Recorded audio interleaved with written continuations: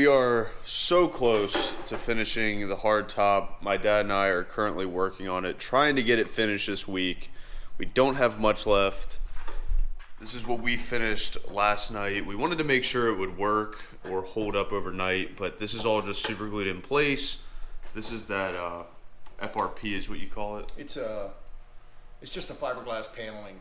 Yeah, I guess it's like an FRP. So kind of like that material, but we basically cut some pieces last night to fit and mold them around like patch panels for where the cuts are. So we still have to put some of the resin and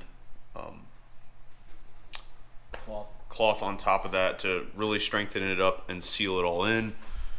We are prepping this side to do the same thing, but yeah, just follow along.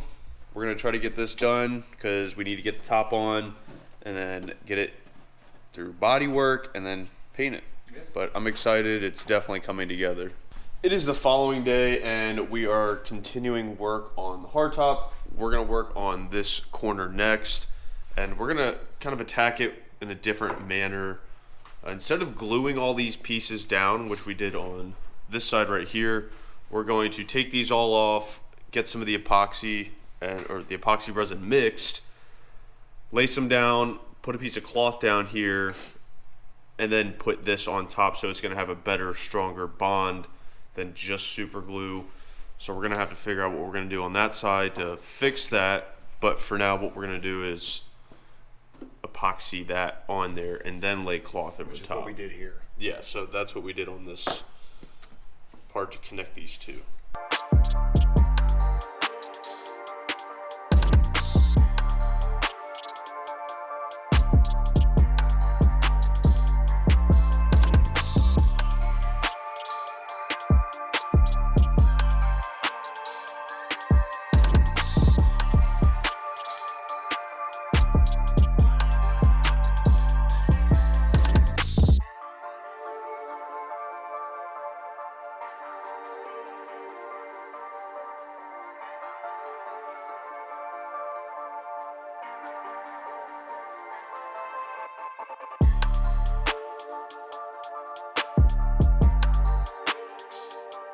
So the side that we just worked on this morning is pretty much done drying. It still has a few hours left to cure fully, but we can still work with grafting in some pieces. And what we're doing right now is cutting a piece to fit in this right here. This is definitely too big, but we're gonna cut it down to match, but you get the idea. That's gonna fit in there, and then we're gonna be able to glass over that to fit perfectly in there, and that'll be our fill piece. So we're gonna size it up, make it fit, and then we're gonna glass over it.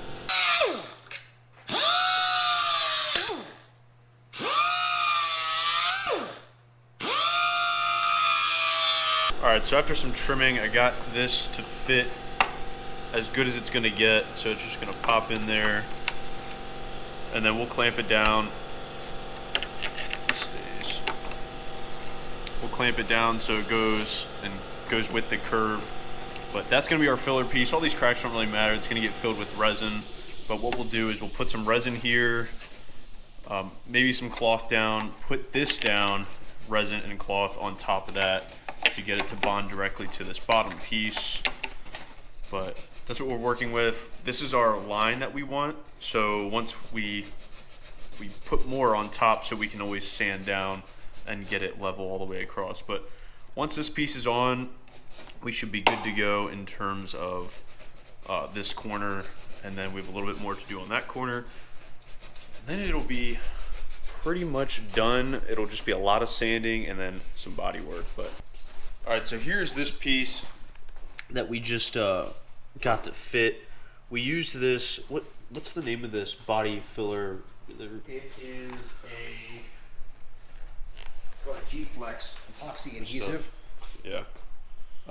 It's like super strong, waterproof, so you can use it as a bonding agent or as a filler.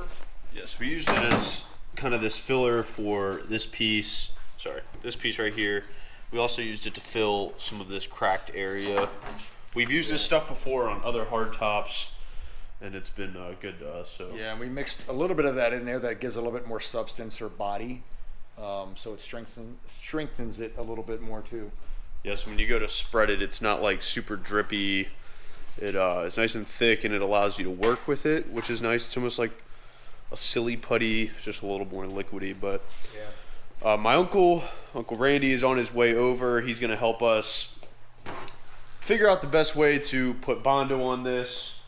We've gotten it to the point where it's ready. All the fiberglass stuff, the resin and cloth is on, and it's to the point where we can start smoothing it all out and get it ready for paint. Of course, the inside's not 100% complete. We just want to get the outside done, and then we can come back later and work on the inside. But we're waiting on him to get here, and then he's going to show us what we need to do.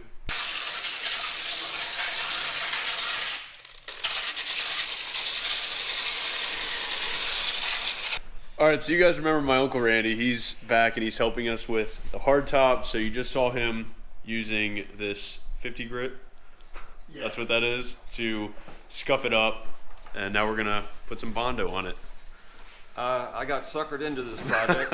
No, I'm glad to be able to help them with this project. So, giving a little lesson on body filler 101.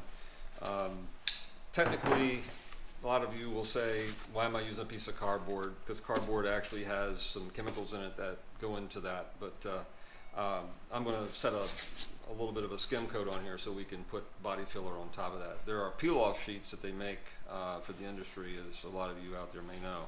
But we're using a product that I use in a lot of my restorations, 3M product. I like the way it mixes, and I like the way it spreads. So what we're going to do now is put some of this on the cardboard and mix it. Just for right now. Normally we use the 3-gallon pail that enables us to put a lever that actually allows us to do it. This is the Viagra of body filler. Oh, so that's what makes it get hard? Yes, it does. Yes.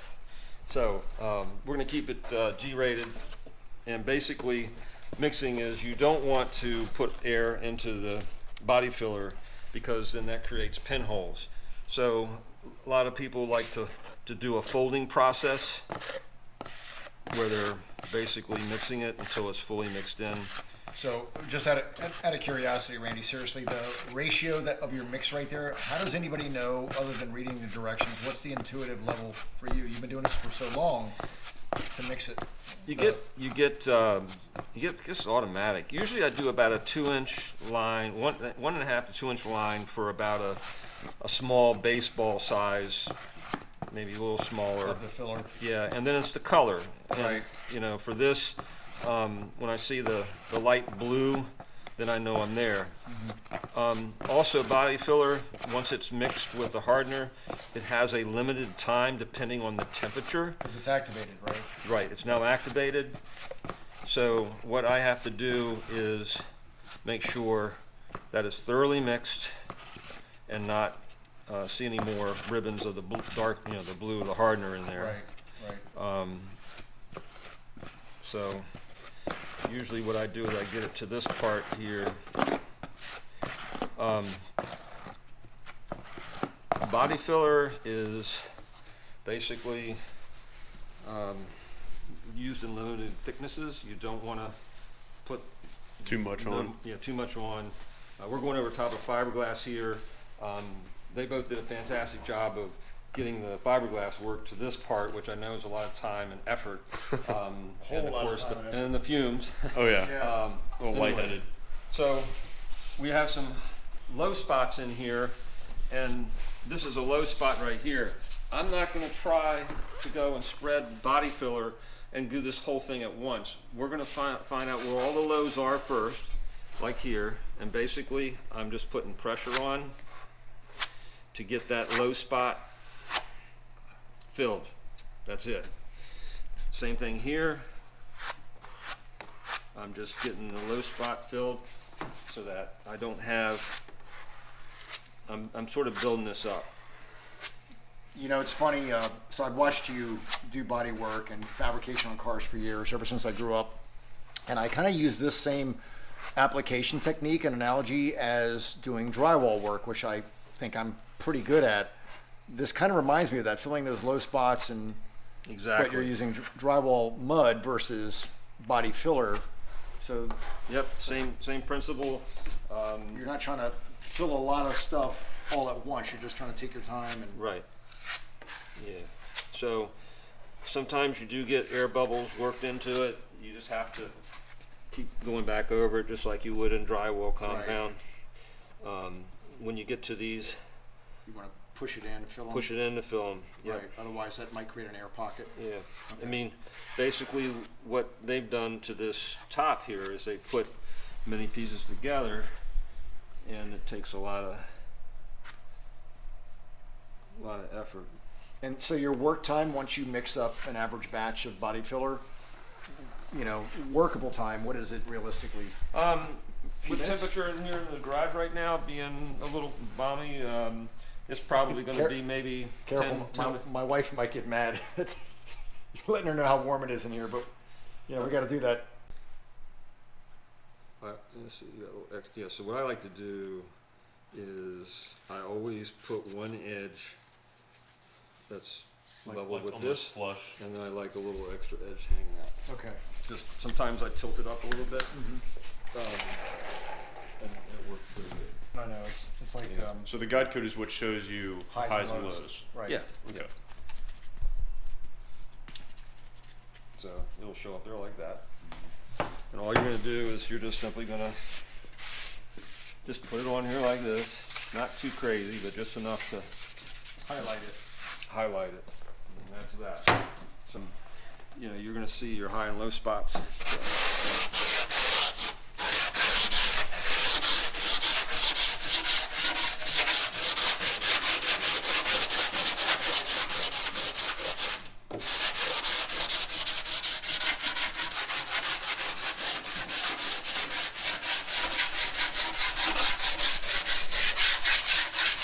All right, guys. Well, I'm here by myself, and I'm starting to work on the other few things we have to work on in terms of doing Bondo. So I did this morning, and I need to put another layer on there of the mud. So what I'm going to do is mix them up, put some on, let it dry, and then I'm going to sand it down.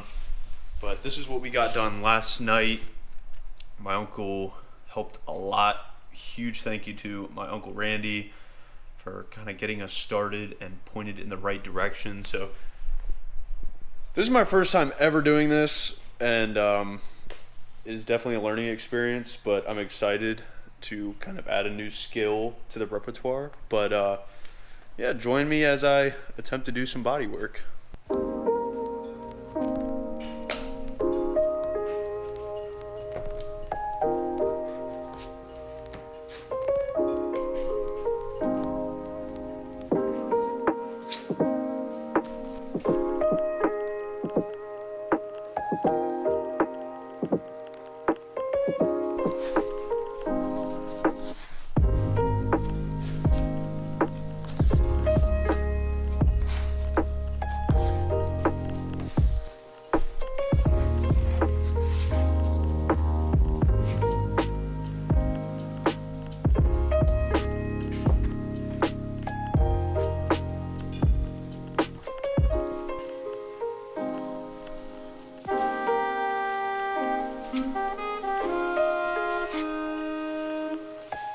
That is seriously not easy.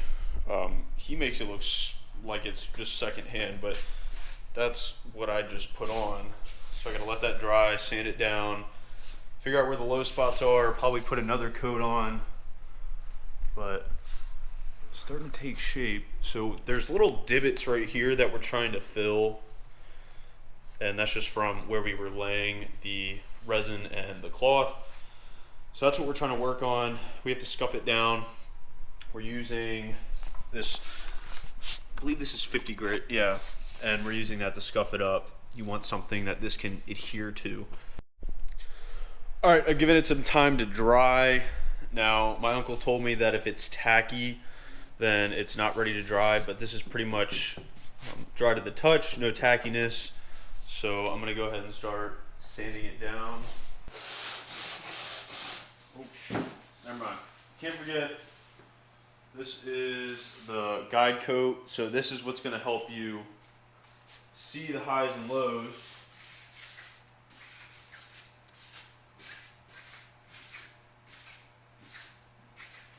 When you go to sand. So now we're ready.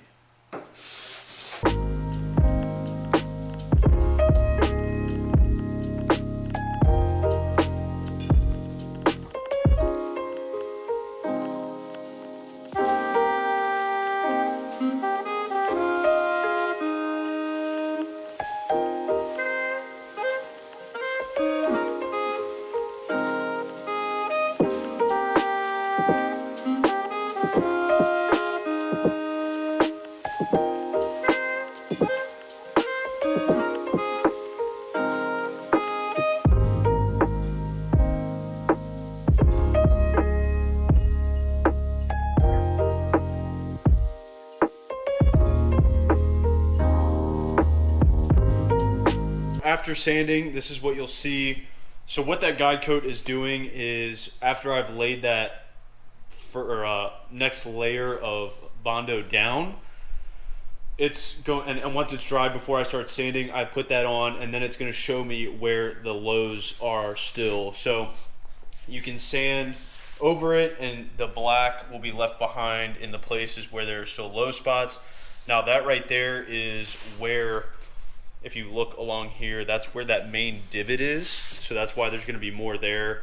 Then there's a couple other spots. Just those are the low areas where there probably isn't a lot of resin from when we were doing the resin and cloth work. And that's why we're using the Bondo to fill it, so it'll all be completely smooth. But that's a lot of work, and we have to do that over the rest of the top, and we have a camping trip coming up, so we're really racing to get this done. But of course we want it to look right, so we're gonna rush but also take our time, if that makes sense. So we're gonna make sure it's done right, but we do want to get it done before we go on the trip because we want to get some paint on it. But this compared to that is a huge difference. Well, it's been about 4 days since I last was on camera talking to you guys. We have finished the entire top. You can't see it now, but I'll show you a little bit. We're mixing up the last layer of, it's gonna be called our skim coat. It's just a light, thin layer that's gonna go over everything that we've already bonded over. Everything is smooth. I'll give you a better look at the underside once we flip it, but we're about to do these sides first.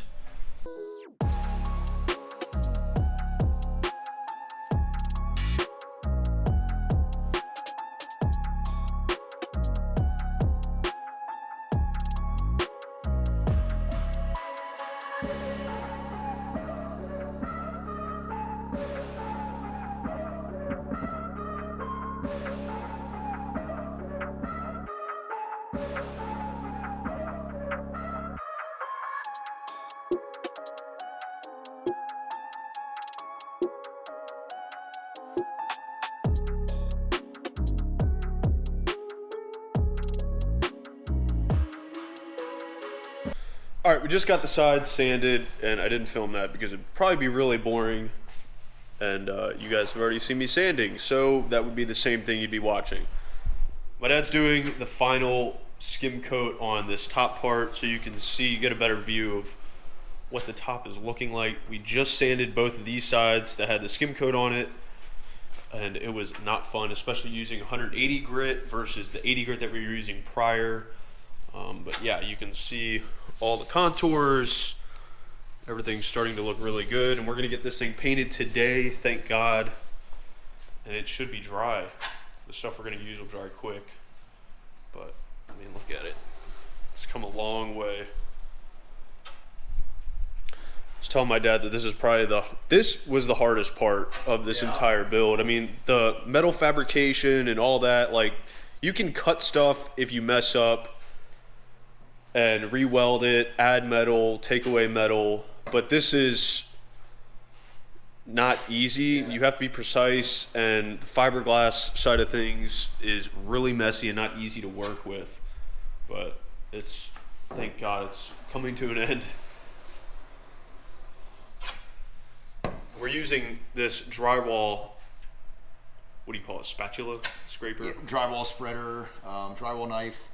To get a thin layer on here, because the thinner we go, then the less we have to sand, the easier it will be able to sand. And plus, this is just really filling any minor imperfection, the 80 grit sand scratches that are in there, and then we'll come back with the 180 and sand it down really quick. So it'll make our life a lot easier, but that's the update for now. All right, so it's officially time for primer. We got the hard top set up right here. It's been sanded with 80, 180, and 320, and then we're gonna put the primer on. Do you think we're gonna sand it again after the primer, or? Let's see, because if this dries rough, we'll have to knock it down. Yeah, all right, quick. cool. And then for the primer, we're gonna be using this 2K from Eastwood, this epoxy primer. So we're gonna have to activate them, shake them, and get to spraying.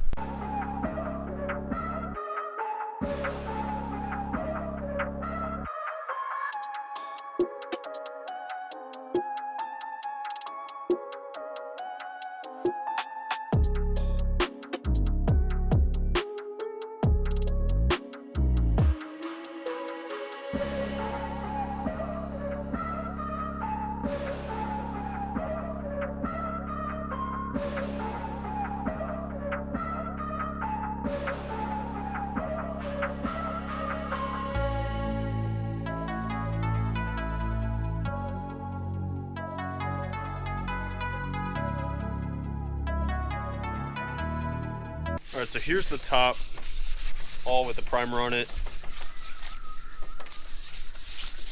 There are still a few imperfections that we are working out right now with some 800 grit. This is almost temporary because we're trying to figure out what we want to do for the long term, whether it be bed liner or a textured coating, finish, something like that on here. So right now we're just putting a trim coating on there from Skim. It's non-textured, so there isn't going to be anything in there. It's just going to be a flat finish. Yeah, it's without the texture, it's pretty much the same color that this would have had on it, you know, when it was painted back in the Color, not texture, yeah. Yeah, color-wise. It's a nice, beautiful, kind of a satin black finish. Very durable. We've used it for a lot of different things, and it's going to hold up really well, and it'll be nice and consistent too. Yeah, and the whole goal is to use that as a primer to our next whatever we want to use, so we can go ahead and scuff that down when we're ready. Yeah. And put something that has a textured finish on it. So if you guys have any ideas, I know a couple people have said to bed liner it, so that's an option. But if you guys have used anything for your hardtop and you want to throw some ideas out there, I would love to know what you guys are doing. Especially if it's close to a factory look. Yeah, as close to a factory look as possible is what we're going for. This is the stuff right here that we're using. Skim trim black.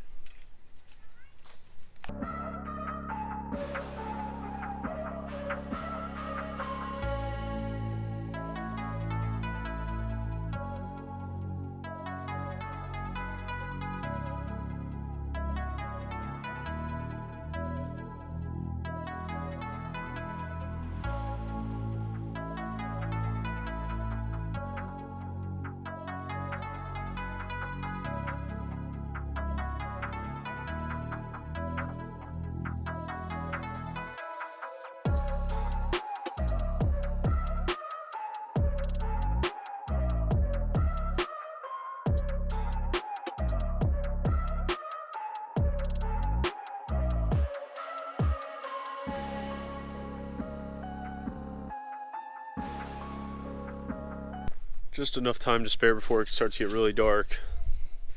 Here it is. You can see some of the imperfections we were talking about earlier. But we're going to use this as our primer. Come back when we have the time, because if we're going on a trip and we don't really have time to worry about getting all the imperfections out before we hit the trail. So we're going to have to come back and fix all these that you see in here. And once we put on a textured finish, you're not going to see any of that stuff. But I think it looks pretty good. You guys have to let us know what you think about it. We're gonna get ready to throw it on there.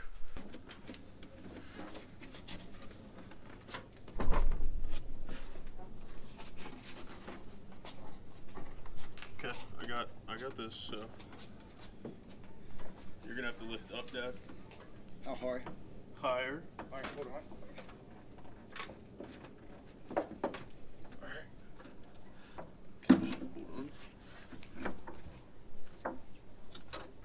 Going down. Okay, I'm down. Check this out. It's on. Finally. Jeep looks so different with it on. Next is to get all that to match that. But this was a tough step to get past, and it just looks so good. Really, really happy with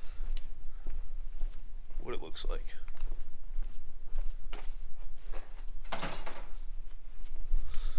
Let us know what you guys think.